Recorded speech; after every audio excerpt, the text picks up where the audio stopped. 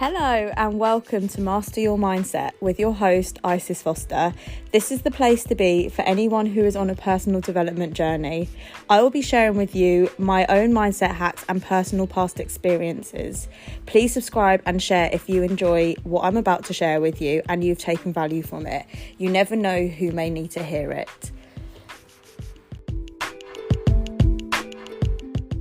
Today I have an incredible guest who I am so excited to share with you. Lixxy is a goal and transformation coach and corporate career sales champion.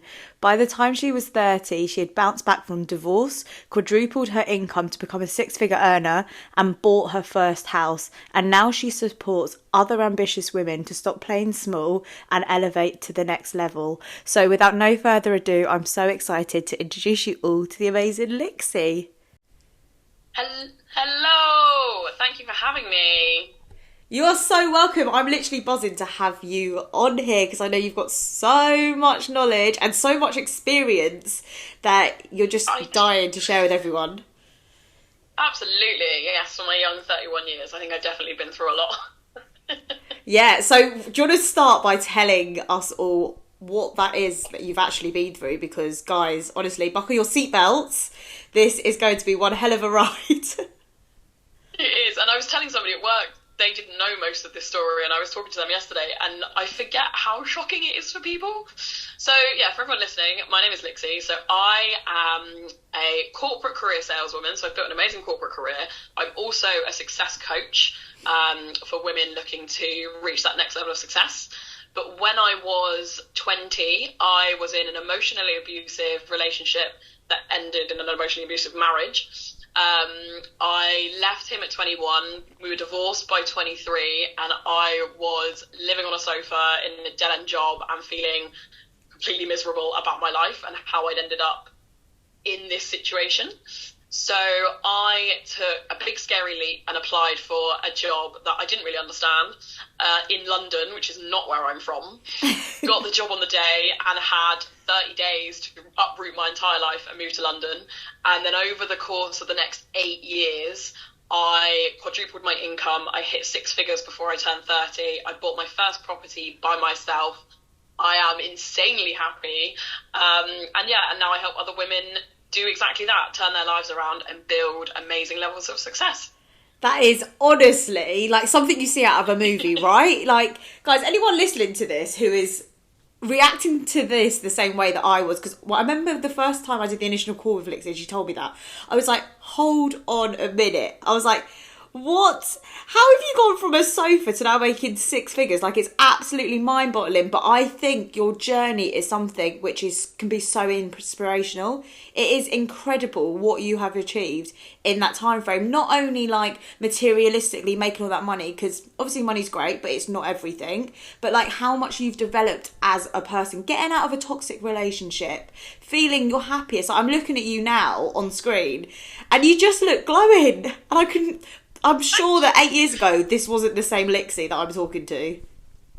Not even slightly. So if I look back at photos of myself when I was, before that relationship, when I was 17, 18, and I look kind of how I look now, and I look really healthy, and I'm kind of glowing, and then I look at photos of me after that, and I look a lot younger, and I look really withdrawn and really unwell, like it drained the life out of me, and it's really strange to look at. But yeah, now I'm as happy as I've ever been and probably ever will be. And I love my life and it's great. That is incredible. And I think it's so crazy because you can look at a photo and you can't remember like what was around you, but you can always go back to remembering how you felt in that moment. Are you ever like that? Like you can look at yourself. Like I always get memories come up on Facebook and Instagram and I'm like, I knew exactly how I was feeling in that moment. Yeah, for sure. It's definitely, I'm pretty good at, or I've gotten pretty good at not remembering the situations and trying to forget about like lots of the negative things that have happened. But yeah, when I look back at photos of that time, I definitely remember how I felt, and how miserable I was. I know, but look, you're absolutely glowing now. You look so incredible, and just happy. You look like you're just radiating like happiness and abundance. Like, it's incredible to look at. So let's go back, because obviously let's start from the beginning, because anyone listening to this could be like, oh well, she's had an incredible journey, like, well done you, but that doesn't happen for everyone. Like, let's go back to right at the beginning, when you were in an abusive relationship and you weren't happy and you weren't feeling yourself. When did you know that something had to change for you? So it was one of those things, it wasn't something where you just wake up one morning and you decide, this isn't the right relationship for me, I need to get out of it. The way that emotional abuse works is that it sneaks up on you over time, and suddenly you sort of realise that you've been isolated from everyone else in your life. So I didn't really have any friends, I didn't really speak to my family, I wasn't allowed to do uni work, because all of my attention had to be focused on him, and he would get very angry and very upset if that wasn't what I was doing. And I put up with that for like three-ish years, because you don't notice it until it's kind of too late. It's little things that build up over time. And then what started to happen was, I think because I was growing up, so we were 17, 18 when we got together, and then after we got married, I was 20, 21, and obviously your brain is still developing, you're still working your way through hormones, and I think as I was starting to grow up, I was starting to realise that this isn't what I'd imagined a relationship or a marriage to be like, and perhaps this isn't how I'd want to be spending all of my time. And the first thoughts that go through your head is, maybe it's something that I'm doing wrong that I need to change. But over time I started to realise that it was nothing that I was doing, and it was definitely all on him, for sure. I think it's so hard as well, because you were so young when you met him. How old were you when you met him? So we got together when I was 17, but I've known him since I was 5. Right, okay, so that makes it even harder. Because you have literally... On paper, it's like childhood sweetheart. Like, we'd grown up together, got together, we were going to get married. But, yeah, the reality of it was completely different. Childhood sweetheart, but the reality was a living nightmare. Yeah. Right, so you've grown up together, you've literally gone through, like, puberty, all those hormones, and I do think you get to a certain age where you just want different things, you're different people, and it honestly blows my mind. Like, I know back in the day, like, with grandparents and stuff, they've probably known each other for years and years and years, and been with each other for, like, decades on end, but I think in this day and age, it blows my mind that there's people who get together at such a young age, they grow up together, and they are still together, like, they've only ever been with each other. And I think, how? Like, it is mad, because you change so much as a person in that space of time. So between like the ages of like 16 and 25, most people don't know who they are as a person, and they go through lots of different emotions and feelings, and their values change. So couples that manage to stay together through that, like, good on you, because it is a really challenging time. And what happened in my situation is that I realised that I wasn't that person, and I wanted different things and needed different things. So we obviously didn't last. It's incredible that you realise that so soon on, because I think what a lot of people do is they stick with the well-known and the familiar, and because they don't know anything else, and because it can be daunting to put yourself out there and date people that you haven't necessarily met before, they're like, oh, I'll just stick here. I'll just stay here because it's safe. Although it's not really that safe, but it's the person's familiar. It's comfortable. Yeah, that's exactly it. It is just a comfortable environment, which is so sad, because I think if people opened their eyes and realised that the environment you're in is comfortable, yes, because it's what you know, but it's not helping you grow, and it's actually limiting you and suppressing what you could potentially become, I think a lot more people would put themselves out there. Yeah, I think one of the most damaging phrases that is used quite often is "better the devil you know." Absolutely not. Definitely not. Don't stick with a situation that that you feel is bad just because it's what you're used to. And that was the realization that I had to have, which at 21 was terrifying.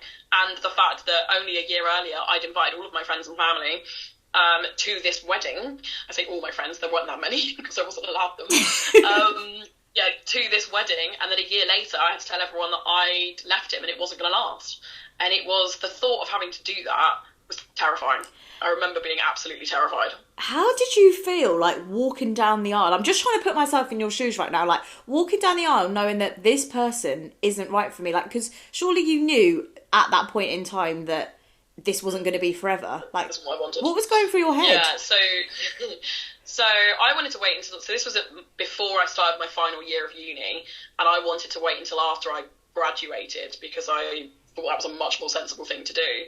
But he had such a hold over me that he convinced me that if I loved him at all and I was going to marry him then, I might as well do it now. So it's not that I was completely miserable and having to force my way down the aisle, because that's not really how it works. Like, I did think I loved him and that was the right decision for me at the time. And planning a wedding was a lot of fun. Like, I spent a lot of time with my mum and sisters planning the wedding. That was great. I got married because I thought, and you have that feeling as well that I think a lot of people have, that once you're married, things will be better. And that's absolute rubbish, and it never happens like that. So if anyone is thinking that, you need to be doing something else, because it never gets better once you're married. It doesn't change anything. It makes everything a lot worse. It's bad already, I mean. If it's good already, you're fine. But yeah, so that was what kind of going through my head. And at this point, I was barely 20. So I'm still very young. I've still got a lot of hormones running through me. I think I'm madly in love with this very not right person. So yeah, if you look at the photos of the day, I'm smiling. Like, it looks like I'm having a great time, but there's definitely a lot of stuff under the surface that I was either not really aware of or that I was ignoring because I'd gotten into a situation, and you almost feel like you have to see it through, which is quite sad. I think when you just say yes and you agree to marrying someone, you almost want to show up for yourself. So I think a lot of people, like, if it's not broken off in the engagement period, then at least a year later, you guys are going to be split if it's not the right person for you. Like, I can't even imagine. Oh, gosh. Well, look, you live and you learn, don't you? So at least, like... Absolutely. Yeah, at least now, like, you know whether or not a situation is going to be serving you best, or if a person is right for you or not right for you. I firmly believe that everything in life is a learning curve. And there was a reason why you had to go to the extent of getting married in order to learn that.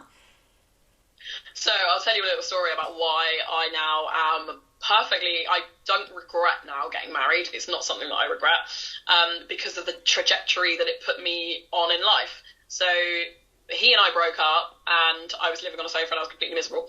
I got a new boyfriend who was a trainee solicitor. So he helped me get divorced. So he did all of the paperwork and all of that stuff to get me divorced, which I would have been completely overwhelmed in. It probably would have cost me loads in solicitors' fees. So, I mean, that was an amazing thing to have happen so shortly after leaving the marriage. And then he moved to London, and because I was so miserable where I was like, do you know what? Time for a change. Why don't I move to London too? Got a new job, and that is what started me on this amazing career that I've done now. So if you look back, all of the little things that have happened, although not all of them have been great, it's put me on the path to where I am now. Everything links. Like, I firmly believe in life, everything has a link. And if you're going through a shit time at the moment, one, it's not going to last forever. And two, there is a reason why you're going through that time, even if you can't see the reason for it right now. Yeah. I think when you look back, exactly. Especially as you get older, do you ever think this, like, every relationship, every bad environment that you were in, every bad feeling that you felt has brought you to the point that you're at in life right now? And had it not have been for all those small little things adding up, you wouldn't be where you are right now. Exactly. I don't think I would be as happy as I am now if I hadn't been through that, because I appreciate everything so much more now. The fact that I get to make decisions for myself, and I've got my own money, and I live in a place that makes me feel comfortable. They do say, don't they, that you need the lows to feel the highs, and I do kind of agree with that.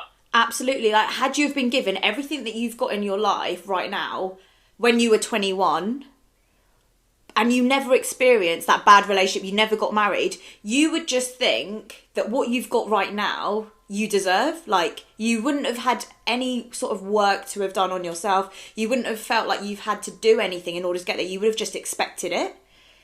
And I think when you're in that mind space of just expecting that things should be done for you and your life should look a certain way, you start forgetting that you should actually be grateful for so much of the stuff that you've got right now. Because I bet anyone that you meet in your life that shows you like love and appreciation and a healthy relationship, you appreciate them 10 times more than you would have had you have not gone through that bad experience with your ex-husband. Yeah, definitely, because it's not something that you generally expect. Because you've been through something bad, you shift towards expecting everything to be bad. So when it's not, it feels a lot better than perhaps. So even like the tiniest things can feel a lot bigger than they actually are. Absolutely. And I think when you start showing gratitude as well, like I am the biggest advocate for showing gratitude in all areas of your life, because even the most mundane tasks just feel so much better when they're celebrated, and when you acknowledge that not everyone gets the chance to do those small things that you're complaining about, like going to the gym or sitting on a podcast and speaking to other people. Like, we are so lucky that we get to do these things, because not everyone gets to do them. Yeah, absolutely. I could not be more grateful for the life that I've built for myself and the different path that I ended up on, because I took the really terrifying step to leave that relationship and the marriage. If I think about what my life would have been like if I'd stayed, I don't like to think about what my life would have been like if I'd stayed in that, because it would have been completely different. You would have been so miserable, wouldn't you? Like, minus all the money and the partner, in yourself, you just would have been so miserable. Yeah, really miserable. And it would have been, my life now is very yellow, as you'll notice from all of my socials. You're actually wearing a yellow top. Yellow. Yeah. And when I think about what it could have been like, it's the colours that I put around it it's very grey and very dark, and I'm so glad that is not how my life's ended up. Absolutely. So I know you don't want to talk about the grey and dark days, but let's talk about you sleeping on a sofa, because I had to do that. Before I moved into my flat, I slept on my sister's sofa for a good month, and oh my God, my back absolutely killed. So how long were you sleeping on that sofa for? I think it was about 8 months in the end, and it was my mum's sofa. And so after the divorce, I'd moved in with one of my sisters, and then circumstances changed, and we had to get out of that flat. And I had nowhere to go. I didn't have money for a deposit myself. I didn't really have any friends that I could rent with. And mum didn't have any spare rooms. There was no space in her house for a room for me. So my only choice was to sleep on someone's sofa, which is how I ended up on mum's. And yeah, I was there for about 8 months, and it was just not great. Like, I love my mum. Thank you, mum, for letting me stay on your sofa. Really appreciate you not letting me be homeless. But I was 23 at this point, I think. 23. And just imagine being a 23-year-old and not even having your own bed. Like, you're living on the sofa in the house that you grew up in. And it's just not the best feeling at all. And that was when I started to be like, okay, I'm making some choices here that aren't right, and I need to do something different, because I've got way more potential than this, and I could be doing something else. Absolutely. And I think it's pinnacle moments like that you will always remember. Like, you will always remember the feeling of sleeping on that sofa and thinking, fuck's sake, Lixxy, like, I need to do something about my life.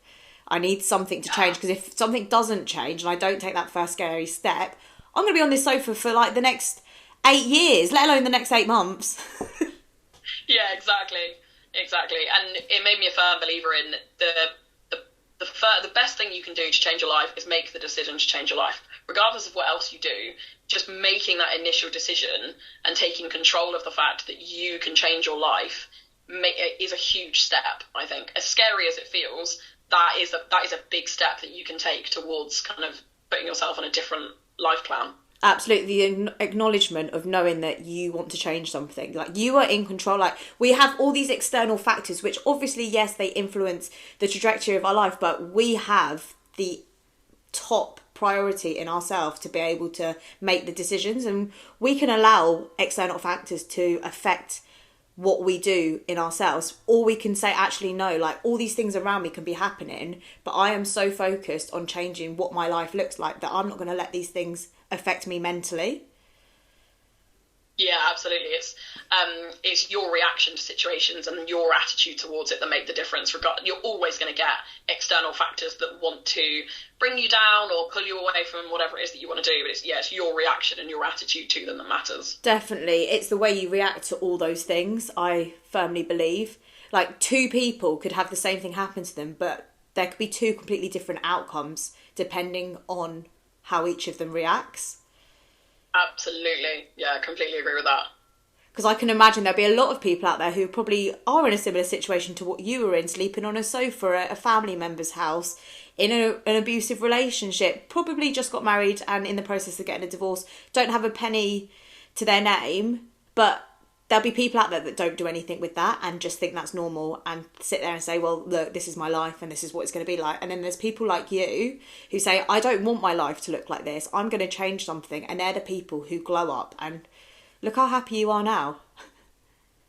I know, it's amazing, isn't it? But yeah, I think that's a good point though, that I said that how I am now and the circumstances of my life now sound incredible, and for a lot of people it sounds completely out of reach. But if you go back to who I was at 23, I was just like everybody else. I had made bad decisions like you do when you're young. I'd gotten into a situation that I didn't like, and I just decided to apply for jobs. I didn't like the job I was in, so I just applied for other jobs. Now, it happened that just so happened that the job was in another city, so I got to move to another city at the same time. But I didn't understand the job that I'd applied for when I applied for it. It was a sales job in some form of tech, and I remember being sat in the first week of training with the other people that also had got hired, and we were all just like, oh, so this is the job we applied for. We had no clue. And then out of I've built this amazing career. So don't think that it's completely out of the realms of possibility for any of you guys to do this too, because I was in exactly the same position, I'm sure, as many of you. I think a lot of people as well, I know this because I coach one-on-one with people who are in similar situations to you. They want to change a part of their life, but they almost feel a bit stuck. And I think a lot of people feel like they need to have everything figured out. They need to know exactly what career they're going to do. They need to know exactly how long it's going to take them. And the reality is, for anyone who feels like that right now, the reality is, guys, that you don't need to have everything figured out. You just need to decide what you're going to do today in order to get you closer to where you want to be. And after time, those small, consistent steps will get you to where you want to be. You don't need to know everything right now. And I think that's definitely a mistake I've made in the past.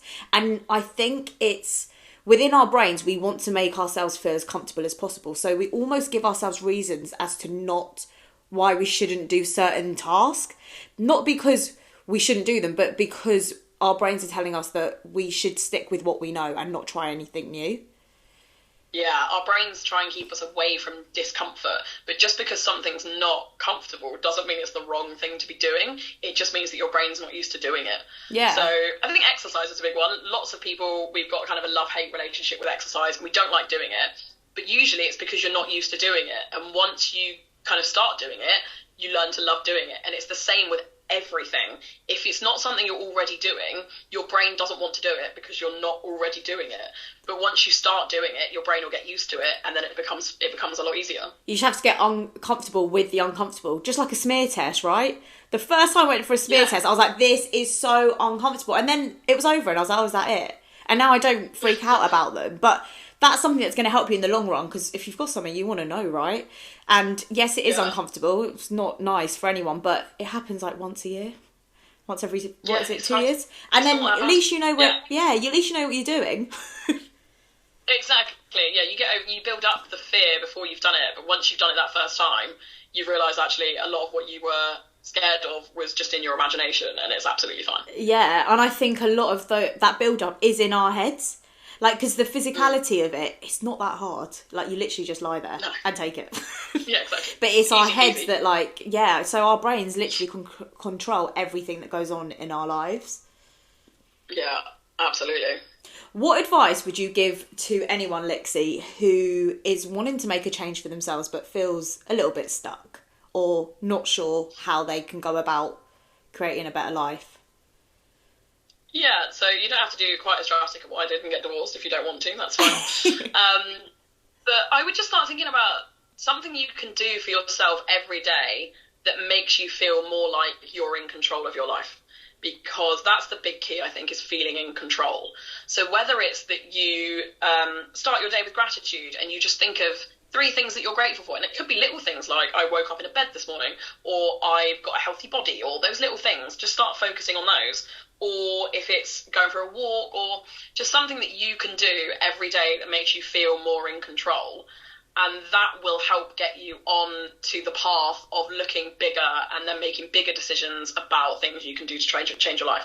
That you don't, I think the point I was trying to make was that you don't have to do a huge drastic thing like move to another city or something scary like that. Just make little changes every day and do something that you can control, and that'll start to help your life feel better. Definitely. I think little moves consistently for a long period of time add up to be way bigger than those massive drastic moves. Yeah, because the drastic ones you end up not sticking with. You do something huge and then you give up with it because you haven't given yourself the time to get used to doing it. But the small consistent changes over the long term is where the real change comes in. Absolutely. I could not agree more. What skills do you think you have now which you didn't have at the start of your journey? I'm ready for the list. Oh, wow. Oh, yeah, there's definitely a few. I am very adaptable. So I got used to a lot of change in a short space of time. So coming out of the marriage and getting divorced, moving to a different city, changing my job. And then when I first got the job, I wasn't in a role for more than 6 months. So there was a lot of change. So I'm really adaptable now, and change doesn't scare me, and I almost thrive in it. So that's definitely something. I appreciate the little things more now than I did before I started my journey, which I think is key. And I think everyone should try and do that, because it's the little things in life that make life great, the little things that you do every day. What else? I'm incredibly organised now. My career has helped me learn good time management and managing stakeholders and all sorts of other things. But I think my positivity is probably my biggest strength. And I think pre this journey, when I was a teenager, I was fairly positive. I've always been kind of an optimist, but it got very not optimistic during the negative part of my life. But my optimism now is, one of my friends nicknamed me Bio, which is bloody irritatingly optimistic. Because oh my every gosh, time I've you never ask me heard that something, before. my response is optimistic. So somebody could tell me that we're about to have an earthquake, and I will find something that positive to say about that, because I don't do negative. I do not do negative feelings because I think they're a waste of energy, and it's better to try and find the positive in a situation and focus on that rather than the negative. Absolutely. I think we're very similar in that sense. Like, the energy right now on this call, guys, if you were in this room and you could see the energy that's on my screen right now, there's certain people that you talk to, and as soon as you stop talking to them, you just feel like, wow, I feel so much better. I feel like you're definitely one of those people. Thank you. I hope so. That is definitely one of my aims in life, is to make the people around me happier, because everybody deserves happiness. Absolutely. You have very, very good energy, Lixxy. Well, look, thank you so much for coming on Master Your Mindset. You have shared so much incredible value, which I know the listeners are going to absolutely love. For anyone who's wanting to find you on a social media platform, would you be able to share where they can find you? Absolutely. So you can find me on Instagram at LifeWithLixxy. So it's LIXXY. And that is where I spend most of my time. Amazing. I will drop that in the show notes for anyone who wants to find Lixxy and reach out. She has got such good energy. If you're having a down day, message Lixxy, and I promise you now, your day will be 100 times better. Thank you so much for listening. Thank you all so much for tuning in to Master Your Mindset with your host, me, Isis Foster. If you have enjoyed what I have shared with you today, I would really appreciate it if you could share it on your social media platforms and tag me at Isis Foster1. My goal with creating this podcast is to reach as many people as possible and help them get to wherever they want to be. So if you're in that position of being able to share this, it would be very much appreciated. Can't wait for you to tune in to the next podcast episode. Have an amazing week.